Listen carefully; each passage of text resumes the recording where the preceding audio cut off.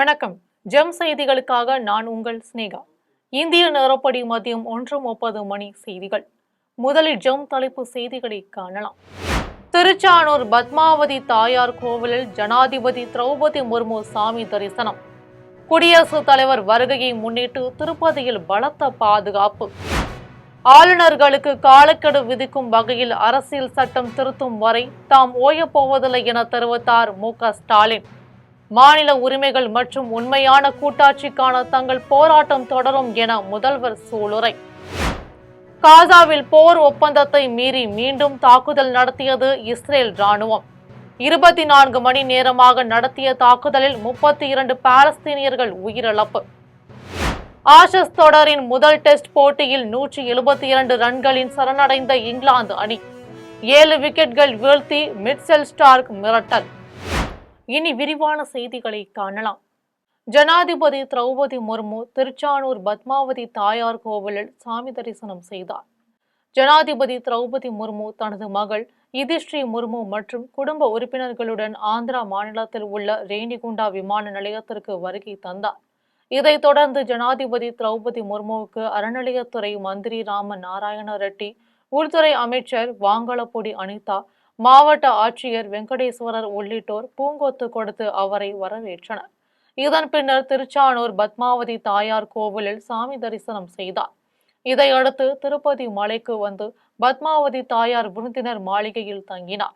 மேலும் ஜனாதிபதி திரௌபதி முர்மு குடும்பத்தினருடன் ஏழுமலையானை தரிசனம் செய்கிறார். இதனிடையே ஜனாதிபதி வருகையை முன்னிட்டு திருப்பதியில் காவல்துறையினர் சார்பில் பலத்த பாதுகாப்புடன் பணியில் ஈடுபட்டு வருகின்றனர். ஆளுநர்களுக்கு காலக்கெடு விதிக்கும் வகையில் அரசியல் சட்டம் திருத்தும் வரை தாம் ஓயப்போவதில்லை என தமிழக முதலமைச்சர் மு.க. ஸ்டாலின் தெரிவித்துள்ளார். தமிழக சட்டசபை மசோதா மீது முடிவெடுக்க குடியரசுத் தலைவருக்கு காலக்கெடு விதிக்க முடியாது என்று உச்சநீதிமன்ற தலைமை நீதிபதி B.R. கவாய் தலைமையிலான 5 பேர் அடங்கிய அமர்வு தீர்ப்பு வழங்கியிருந்தது. இதுகுறித்து தமிழக முதலமைச்சர் மு.க. ஸ்டாலின் தனது சமூக வலைதள பக்கத்தில் செய்தி வெளியிட்டுள்ளார். இதில் மாநில உரிமைகள் மற்றும் உண்மையான கூட்டாட்சிக்கான தங்கள் போராட்டம் தொடரும் என்றும் தெரிவித்தார். இதைத் தொடர்ந்து சட்ட முன் வடிவுகள் மீது முடிவெடுக்க ஆளுநர்களுக்கு காலக்கெடு விதிக்கும் வகையில் அரசியல் சட்டம் திருத்தும் வரை தாம் ஓயப்போவதில்லை என்று கூறினார். மேலும் உச்சநீதிமன்றத்தின் கருத்து தமிழ்நாடு அரசு பெற்ற தீர்ப்பில் எந்த தாக்கத்தை ஏற்படுத்தாது என்றும் தெரிவித்துள்ளார். காசாவில் போர் ஒப்பந்தத்தை மீறி இஸ்ரேல் ராணுவம் மீண்டும் தாக்குதல் நடத்தியுள்ளது. காசாவின் கான் யூனிஸ் நகரில் போர் நிறுத்த ஒப்பந்தத்தை மீறி இஸ்ரேல் ராணுவம் மீண்டும் தாக்குதல் நடத்தியது. இந்த தாக்குதலில் 5 பேர் உயிரிழந்தனர்.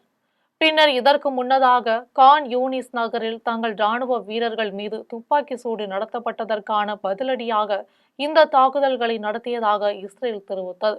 இது தொடர்பாக ஹமாஸ் படையினர் இஸ்ரேல் வீரர்களை நோக்கி தாங்கள் துப்பாக்கியால் சுடவில்லை என்று மறுப்பு தெரிவித்துள்ளது.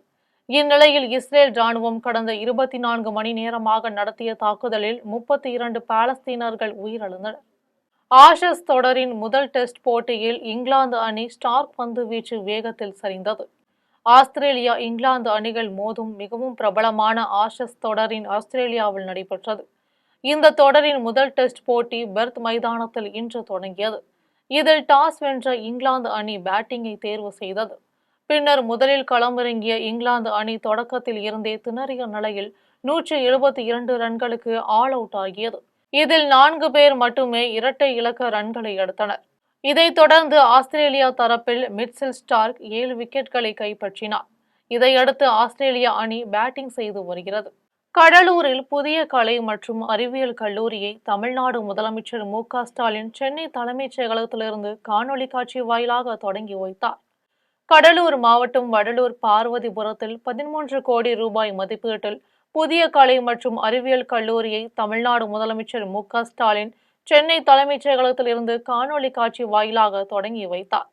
இதைத் தொடர்ந்து வேளாண்மை மற்றும் உழவர் நலத்துறை அமைச்சர் M.R.K. பன்னீர்செல்வம், மாவட்ட ஆட்சித்தலைவர் ஆதித்யா செந்தில்குமார் ஆகியோர் குத்துவிளக்கு ஏற்றி புதிய கல்லூரி கட்டிடத்தினை துவக்கி வைத்தனர். இந்நிகழ்ச்சியில் வேளாண் துறை அமைச்சர் M.R.K. பன்னீர்செல்வம் பேசியபோது, தமிழ்நாடு முதலமைச்சர் அவர்கள் ஆட்சி பொறுப்பேற்றது முதல் கல்விக்கு முக்கியத்துவம் அளிக்கும் வகையில் பல்வேறு வகையான சிறப்பான திட்டங்களை செயல்படுத்தி வருவதாக தெரிவித்தார். இந்நிகழ்ச்சியில் அரசு அதிகாரிகள், கல்லூரி பேராசிரியர்கள், மாணவ மாணவிகள் என ஏராளமானோர் கலந்து கொண்டனர். சுற்றி உள்ள மாணவர்கள்லாம் இங்கே வந்து வரலாசிரியர் படித்து பணம் கட்டி படிக்கக்கூடிய ஒரு சூழ்நிலை. அங்கேருந்து இங்கே சைக்கிள் வராங்க, நடந்து வராங்க. ஆக இப்போ கலைஞர் முதலமைச்சர்கள் அங்கேருந்து பஸ்ஸில் வந்தாங்க. ஆக இவர்களெல்லாம் படித்து முடிச்ச பிறகு மேல் படிப்பு படிப்பதற்கு கடலூருக்கு போவாங்க. கடலூருக்கு போகக்கூடிய கடலூரில் பார்த்தாலே ஒரு கல்லூரிக்கு சுற்றுப்பட்டுள்ள எல்லா மாணவர்களும் அங்கே சேர்க்க முடியும். தமிழகத்திற்கு எதிரான ஒரு அரசாகவே மத்திய அரசு செயல்பட்டு வருவதாக மதிமுக பொதுச் செயலாளர் வைகோ குற்றம் சாட்டியுள்ளார். திருவண்ணாமலையில் மதிமுக சார்பில் சமத்துவ நடைப்பயணம் அடுத்த ஆண்டு ஜனவரி மாதம் நடைபெறவுள்ள நிலையில் இதற்கான இளைஞர்கள் தேர்வு செய்யும் நிகழ்ச்சி நடைபெற்றது. இதில் மதிமுக பொதுச் செயலாளர் வைகோ அவர்கள் பங்கேற்று இளைஞர்களை தேர்வு செய்தார். இதன் பின்னர் மதிமுக பொதுச் செயலாளர் வைகோ செய்தியாளர்களை சந்தித்து பேசினார். அப்போது வருகின்ற தேர்தலிலும் திமுக அரசு தனிப்பெரும்பான்மையுடன் வெற்றி பெற்று தனித்து ஆட்சி அமைக்கும் என்றார். இதைத் தொடர்ந்து போதைப் பொருட்களை பயன்படுத்துவோர் மீது 10 ஆண்டுகள் சிறை தண்டனை என்ற ஒரு சட்டத்தை தமிழக அரசு உருவாக்க வேண்டும். இல்லை என்றால் தமிழகம் போதைப் பொருட்களை தலைநகரமாக மாறிவிடும் என்று தெரிவித்தார். இதையடுத்து தமிழகத்திற்கு எதிரான ஒரு அரசாகவே மத்திய அரசு செயல்பட்டு வருவதாகவும் குற்றம் சாட்டினார். இன்று மறுமலர்ச்சி திராவிட முன்னேற்ற கழகத்தின் சார்பில் ஜனவரி 2ஆம் தேதி திருச்சிராப்பள்ளியிலே தொடங்க இருக்கிற சமத்துவ நடைப்பயணத்திற்கு தொண்டரணி, மாணவரணி, இளைஞரணி அமைப்புகளைச் சேர்ந்த நடைபயண வீரர்களை தேர்ந்தெடுப்பதற்காக இன்று திருவண்ணாமலைக்கு நான் வந்திருக்கிறேன். எங்கள் துணை பொதுச் செயலாளர் செஞ்சி ஏ.கே. மணி வந்திருக்கிறார். இதை தொண்டரணியின் ஒருங்கிணைப்பாளர் தோழர் ஜீவன் வந்திருக்கிறார். தமிழக அரசு சார்பில் முறையான வகையில் மெட்ரோ ரயில் திட்டத்திற்கு திட்ட அறிக்கை தயாரித்து வழங்காததால் தான் கோவைக்கு மெட்ரோ திட்டம் கிடைக்கவில்லை என்று வானதி சீனிவாசன் தெரிவித்துள்ளார். கோவை பீளமேட்டில் உள்ள பாஜக அலுவலகத்தில் பாஜக தேசிய மகளிர் அணி தலைவரும் சட்டமன்ற உறுப்பினருமான வானதி சீனிவாசன் செய்தியாளர்களை சந்தித்து பேசினார். அப்போது அவர் தமிழக அரசு சார்பில் முறையான வகையில் மெட்ரோ ரயில் திட்டத்திற்கு திட்ட அறிக்கை தயாரித்து வழங்காததால் தான் கோவைக்கு மெட்ரோ திட்டம் கிடைக்கவில்லை என்று தெரிவித்தார். தொடர்ந்து அவர் 2026ஆம் ஆண்டு தேசிய ஜனநாயக கூட்டணி தமிழகத்தில் ஆட்சிக்கு வந்ததும் சரியான திட்ட அறிக்கை தயார் செய்யப்பட்டு கோவைக்கு மெட்ரோ ரயில் திட்டம் கொண்டு வரப்படும் என உறுதியளித்தார். இதில் பாஜக மாநில பொதுச் செயலாளர் முருகானந்தம், முன்னாள் சட்டமன்ற உறுப்பினர் சேலஞ்சர் துரை உள்ளிட்ட நிர்வாகிகள் ஆகியோருடன் இருந்தனர். அதை பற்றியெல்லாம் இன்று உலகமே தெரிந்து கொள்ளக்கூடிய அளவிற்கு ஒரு முக்கியத்துவத்தை பிரதமர் மோடி அவர்கள் இயற்கை விவசாயிகளுக்கு, இயற்கை விவசாயத்திற்கு கொடுத்திருக்கிறார். அதற்காக தமிழகமும் அதுவும் கோவை வந்திருந்து இந்த முன்னெடுப்பினை வேகப்படுத்தி இருக்கக்கூடிய பிரதமர் மோடி அவர்களுக்கு எங்களுடைய நன்றியை தெரிவித்துக் கொள்கிறோம். விவசாயிகளுடைய வருமானத்தை இரட்டிப்பாக்க வேண்டும் என்றால் பல்வேறு விதமான முயற்சிகளை இந்த நாடு மேற்கொள்ள வேண்டியிருக்கிறது. இந்த நாட்டிலே கூட ஒரு சில இடங்களில் வற்றாத ஜீவநதிகள், மற்றொரு புறம் விவசாயத்திற்கு ஆதாரமான இருக்கக்கூடிய நீர் பற்றாக்குறையால் அல்லலுறும் விவசாயிகள் என்று பல்வேறு தரப்பில் இருக்கக்கூடிய விவசாயிகளுக்கு கூட அவர்களுடைய வாழ்க்கை தரத்தை உயர்த்துவதற்காக அரசாங்கம் எடுத்திருக்கக்கூடிய முன்னெடுப்புகளோடு இப்போது இயற்கை விவசாயம் சார்ந்த முன்னெடுப்பு என்பது மிகுந்த உதவிகரமாக இருக்கும். தேவலாபுரத்தில் முறையான அடிப்படை வசதிகள் செய்து தரவில்லை என்று பொதுமக்கள் போராட்டத்தில் ஈடுபட்டதால் சட்டமன்ற உறுப்பினர் அமலு விஜயன் நேரில் ஆய்வு செய்தார். வேலூர் மாவட்டம் ஆம்பூர் அடுத்த குடியாத்தத்தில் உள்ள தேவலாபுரத்தில் முறையான அடிப்படை வசதிகள் இல்லாததால் பல பிரச்சினைகளுக்கு பொதுமக்கள் ஆளாகி வருவதால் போராட்டத்தில் ஈடுபட்டனர். இது தொடர்பாக சட்டமன்ற உறுப்பினர் அமலு விஜயன், வட்டார வளர்ச்சி அலுவலர் மகராசி, நெடுஞ்சாலைத்துறை கோட்ட பொறியாளர் முரளி, ஒன்றிய செயலாளர் சீனிவாசன் ஆகியோர் நேரில் சென்று ஆய்வு செய்தனர். அப்போது பொதுமக்கள் பல்வேறு கோரிக்கைகளை முன்வைத்தனர். இதைத் தொடர்ந்து சட்டமன்ற உறுப்பினர் இன்னும் 1 மாதத்திற்குள் அடிப்படை வசதி செய்து தருவேன் என்று உறுதியளித்த பின் பொதுமக்கள் கலைந்து சென்றனர். செஞ்சியில் புதிதாக கட்டப்பட்ட அரசு கலை கல்லூரியை காணொலி காட்சி வாயிலாக முதலமைச்சர் திறந்து வைத்ததை தொடர்ந்து பொதுமக்கள் அனைவரும் நன்றி தெரிவித்தனர். விழுப்புரம் மாவட்டம் செஞ்சி அடுத்த சிட்டாம்பூண்டியில் 13,92,00,000 ரூபாய் மதிப்பீட்டில் புதிதாக கட்டப்பட்ட அரசு கலை மற்றும் அறிவியல் கல்லூரியின் திறப்பு விழா நடைபெற்றது. இதனை சென்னை தலைமைச் செயலகத்தில் இருந்து முதலமைச்சர் மு.க.ஸ்டாலினும் உயர்கல்வித்துறை அமைச்சர் செழியனும் காணொலி காட்சி வாயிலாக திறந்து வைத்தனர். இதனைத் தொடர்ந்து விழுப்புரம் மாவட்ட ஆட்சியர் ஷேக் அப்துல் ரகுமான் தலைமையில் சட்டமன்ற உறுப்பினர் செஞ்சி மஸ்தான் குத்துவிளக்கு ஏற்றி தொடங்கி வைத்தார். இந்நிகழ்ச்சியில் மாணவ மாணவிகள், விரிவுரையாளர்கள், உள்ளாட்சி பிரதிநிதிகள், பொதுமக்கள் ஆகியோர் கலந்து கொண்டு முதலமைச்சருக்கு நன்றி தெரிவித்தனர். செஞ்சி தொகுதியினுடைய ஒரு 40 ஆண்டு கால கோரிக்கையாக இருந்தது இப்பகுதி மக்களுடைய மாணவ செல்வங்கள் நலன் கருதி அரசு சார்ந்த ஒரு கல்லூரி தேவை என்பது நீண்ட நாள் கோரிக்கை. நான் சட்டமன்ற உறுப்பினரானவுடன் மாண்புமிகு தமிழ்நாடு முதலமைச்சர் மக்கள் முதல்வர் முத்துவேல் கருணாநிதி ஸ்டாலின் இடத்திலே செஞ்சி பகுதிக்கு அரசு கலைக்கல்லூரி தேவை என்று கேட்டேன். அவரும் உடனடியாக துவக்க ஆண்டிலே அதை வழங்கினார். இன்றைக்கு 3 ஆண்டு காலமாக அந்த கல்லூரி நடைபெற்று கொண்டு வருகிறது. அதற்கு புதிய கட்டடம் தேவை என்று கேட்டேன். அந்த கட்டடத்திற்கும் அனுமதி வழங்கினார்கள். சுமார் 13 கோடி ரூபாய் மதிப்பீட்டில் 50,000 சதுரடி உள்ளடங்கிய முதல் தளம், 2வது தளம் ஆகிய இந்த கட்டடங்கள் சிறப்பான முறையில் 15 மாதங்களில் கட்டி முடிக்கப்பட்டு இன்றைக்கு மாணவ செல்வங்களுடைய பயன்பாட்டிற்காக மாண்புமிகு தமிழ்நாடு முதலமைச்சர் அவர்கள் காணொலி மூலமாக இதை திறந்து வைத்தார்கள். இதை மகிழ்ச்சியோடு நாம் மாணவ செல்வங்களிடத்திலே ஒப்படைத்து மாவட்ட ஆட்சித்தலைவர் உள்ளடங்கி மக்கள் பிரதிநிதிகள் அனைவரும் ஒன்று கூடி மாண்புமிகு முதலமைச்சர் அவர்களுக்கு நன்றியினை தெரிவித்து மாணவ செல்வங்களுக்கு இந்த கட்டடத்தை இன்று முதல் ஒப்படைக்கின்றோம். ஜெயங்கொண்டத்தில் திறக்கப்படும் அரசு கலை கல்லூரிக்கு ராஜேந்திரன் சோழன் என பெயர் சூட்ட வேண்டும் என்று தமிழக முதல்வருக்கு உலக திருக்குறள் கூட்டமைப்பின் தலைவர் ஞானமூர்த்தி கோரிக்கை விடுத்துள்ளார். அரியலூர் மாவட்டம் ஜெயங்கொண்டம் அரசு கலை கல்லூரிக்கு 15 கோடி ரூபாய் மதிப்பில் புதிய கட்டிடத்தை காணொலி வாயிலாக திறந்து வைத்த தமிழக முதலமைச்சர் மு.க.ஸ்டாலின் அவர்களுக்கு உலக திருக்குறள் கூட்டமைப்பு சார்பில் தலைவர் ஞானமூர்த்தி நன்றியை தெரிவித்தார். இதைத் தொடர்ந்து ஜெயங்கொண்டம் அரசு கலை கல்லூரிக்கு ராஜேந்திரன் சோழன் அரசு கலை கல்லூரி என பெயர் சூட்ட வேண்டும் என தமிழக அரசிடம் கோரிக்கை விடுத்துள்ளார்.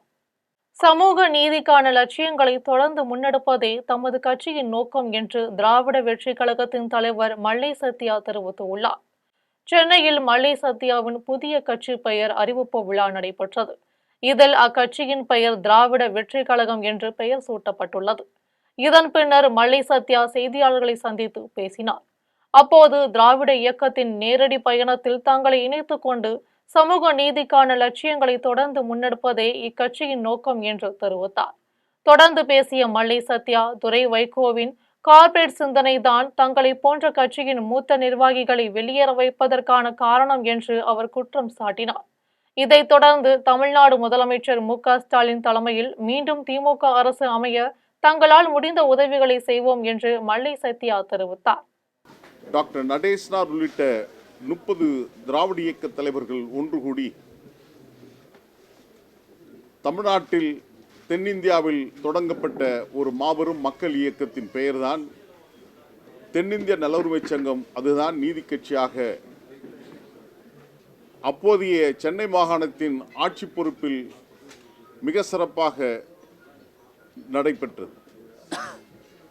அதே நாளில் நாங்கள் தொடங்கியிருக்கின்ற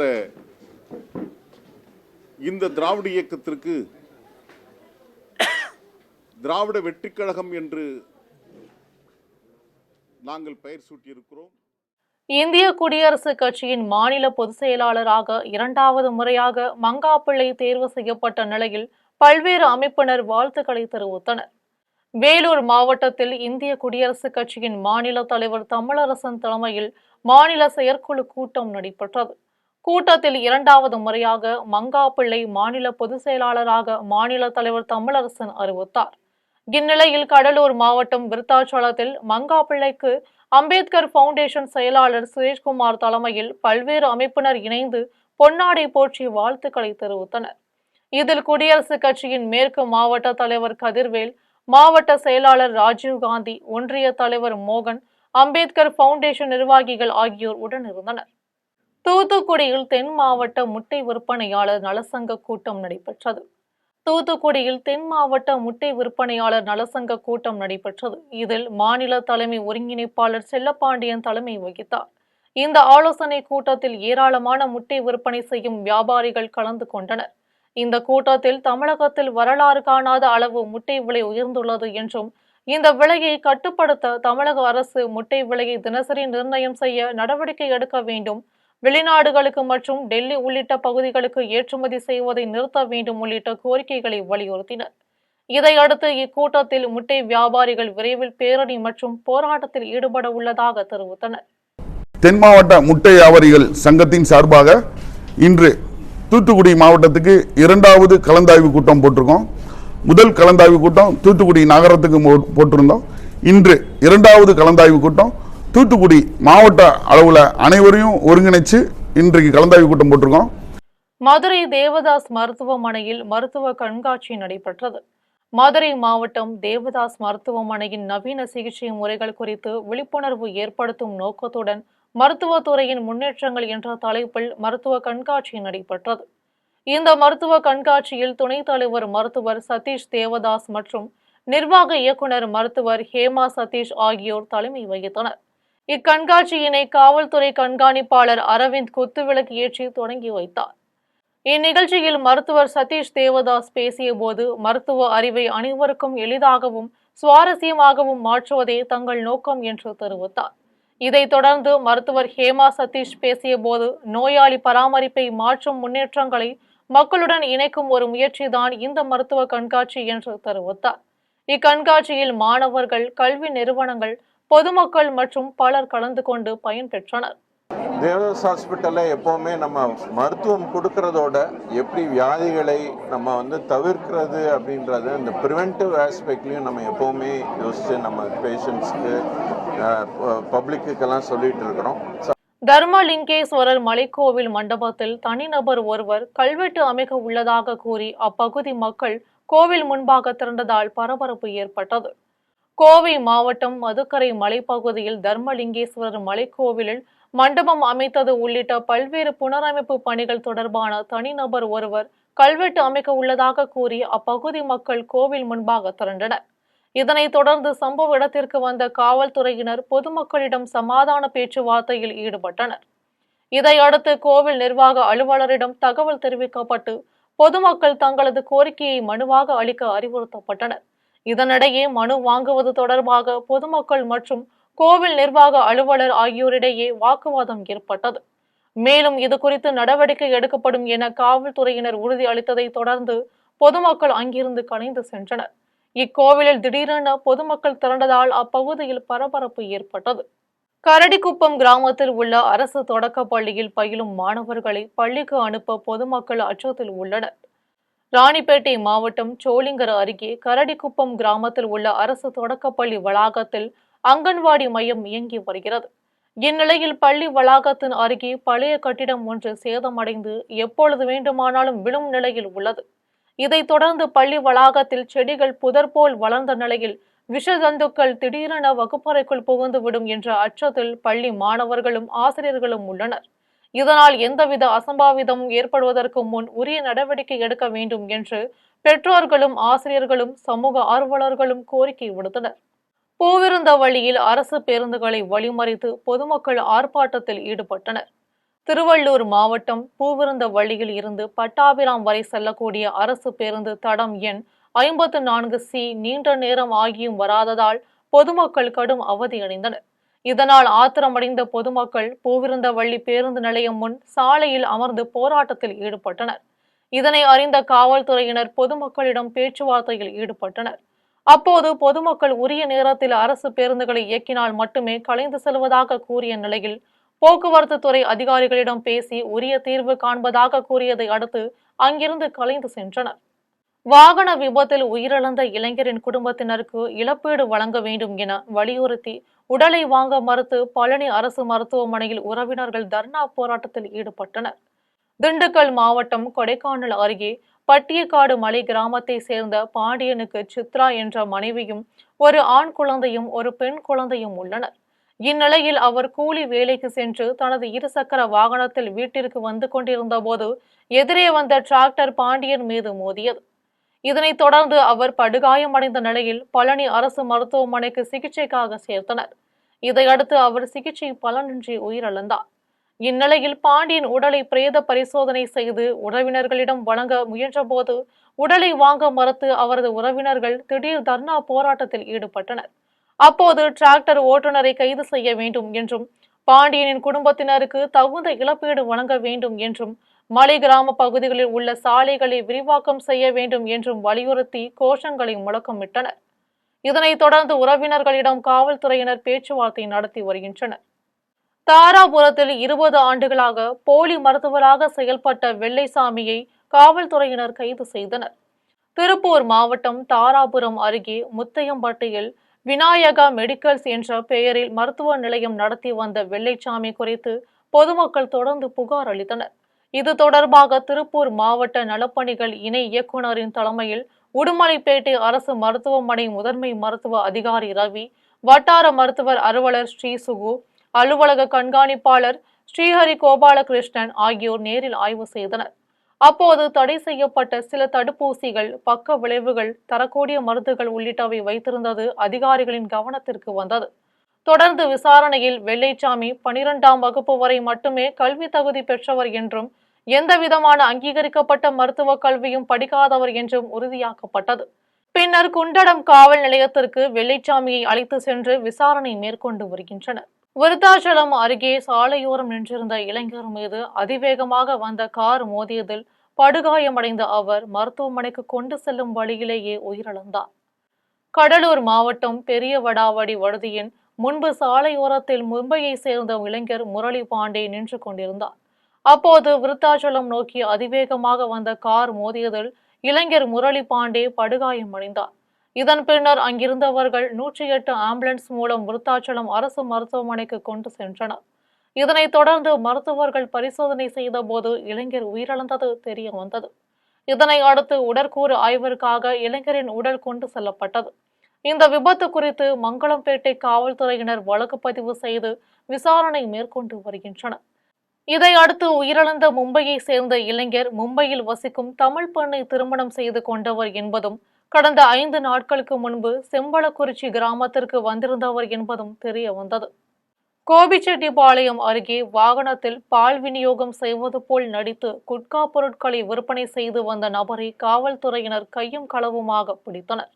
ஈரோடு மாவட்டம் பவானி அருகே உள்ள தனியார் பால் நிறுவனத்தின் விற்பனை முகவராக உள்ள சண்முகம் என்பவர் பொம்மநாயக்கன் பாளையம் பகுதியில் உள்ள கடைகளுக்கு பால் பாக்கெட் விநியோகம் செய்வது போல் நடித்து தடை செய்யப்பட்ட குட்கா பொருட்களை விற்பனை செய்து வருவதாக கோபி போலீசாருக்கு தகவல் கிடைத்தது.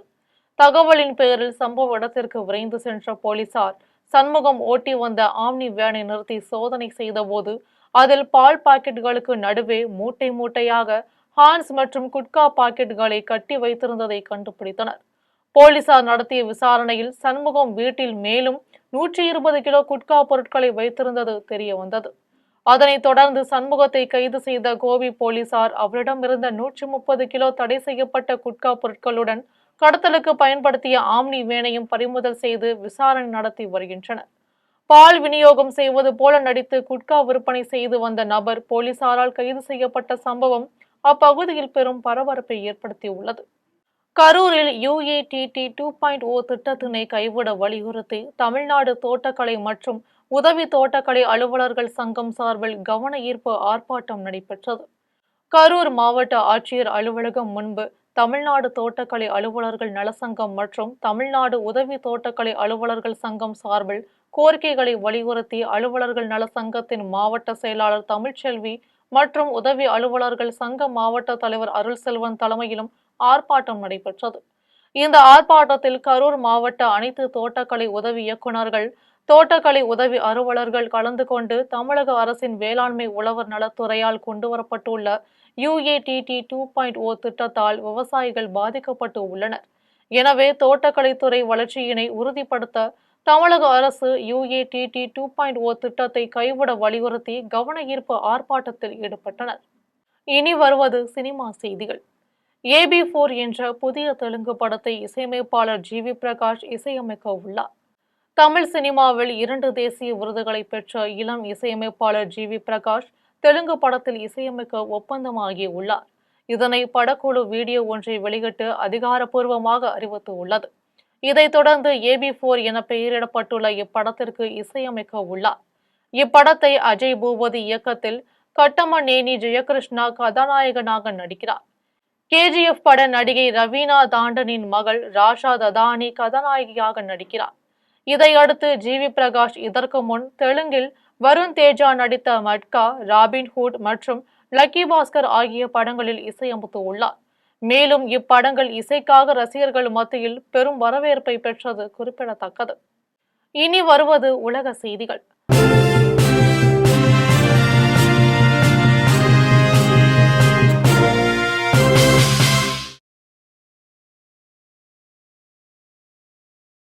பிரேசிலில் நடைபெற்ற காலநிலை உச்சி மாநாட்டில் திடீரென தீ விபத்து ஏற்பட்ட நிலையில் 21 பேர் காயமடைந்து உள்ளனர். பிரேசிலின் பெலேம் நகரில் நடைபெற்ற ஐக்கிய நாடுகள் அவையின் காலநிலை உச்சி மாநாட்டில் 200 நாடுகளை சேர்ந்த பிரதிநிதிகள் கலந்து கொண்டனர். இந்த மாநாட்டில் புதைப்படிவ எரிபொருட்கள், காலநிலைக்கான நிதி மற்றும் வர்த்தக நடவடிக்கைகள் குறித்தான பேச்சுவார்த்தைகள் நடத்தப்பட்டன. இதையடுத்து மாநாட்டில் திடீரென தீ விபத்து ஏற்பட்ட நிலையில் 50,000-க்கும் மேற்பட்டோர் அவதிப்பட்டு அங்கிருந்து வெளியேறினர். இதைத் தொடர்ந்து தீ விபத்தில் 21 பேர் காயமடைந்தனர். இனி வருவது விளையாட்டு செய்திகள்.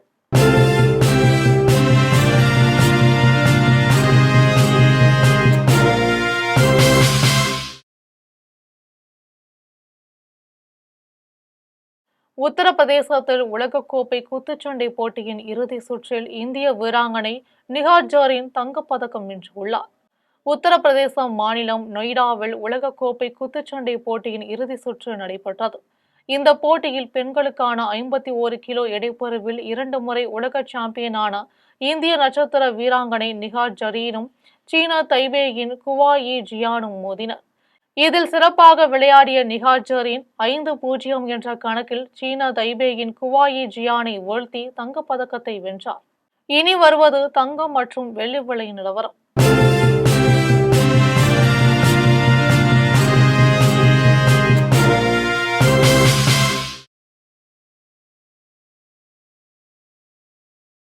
சென்னையில் ஆபரண தங்கம் இன்று 1 சவரன் 91,680 ரூபாய்க்கு விற்பனை செய்யப்படுகிறது. சென்னையில் இன்று ஆபரண தங்கத்தின் விலை கிராமுக்கு 40 ரூபாய் குறைந்து 11,460 ரூபாய்க்கு விற்பனை செய்யப்படுகிறது. மேலும் 1 சவரன் 320 ரூபாய் குறைந்து 91,680 ரூபாய்க்கு விற்பனை செய்யப்படுகிறது. 24 கேரட் தூய தங்கம் 1 சவரன் 1,16,000 ரூபாய்க்கு விற்பனை செய்யப்படுகிறது. மேலும் 1 கிராம் வெள்ளி 161 ரூபாய்க்கும் 1 கிலோ வெள்ளி 1,61,000 ரூபாய்க்கும் விற்பனை செய்யப்படுகிறது. இந்திய பங்குச்சந்தைகளில் வணிகம் இன்று சரிவுடன் காணப்படுகிறது. மும்பை பங்குச்சந்தை பங்கு விலை குறியீட்டு எண் சென்செக்ஸ் 309 புள்ளிகள் குறைந்து 85,323 புள்ளிகளில் வணிகமாகிறது. தேசிய பங்குச்சந்தை பங்கு விலை குறியீட்டு எண் நிப்டி 100 புள்ளிகள் குறைந்து 26,091 புள்ளிகளில் வணிகமாகிறது.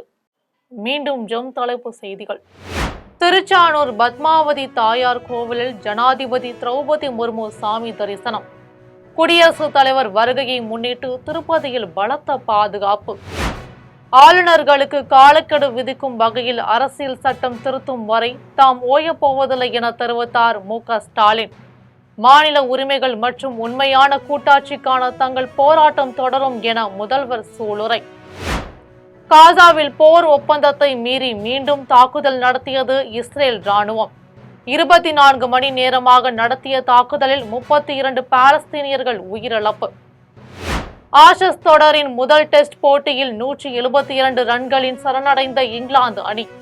7 விக்கெட்கள் வீழ்த்தி மிட்செல் ஸ்டார்க் மிரட்டல். இத்துடன் ஜெம் செய்திகள் நிறைவடைகின்றன. மீண்டும் ஜெம் செய்திகள் மாலை 6 மணிக்கு. உடனுக்குடன் செய்திகளை காண GemLive.tv என்ற இணையதளத்தில் இணைந்திருங்கள். நன்றி, வணக்கம்.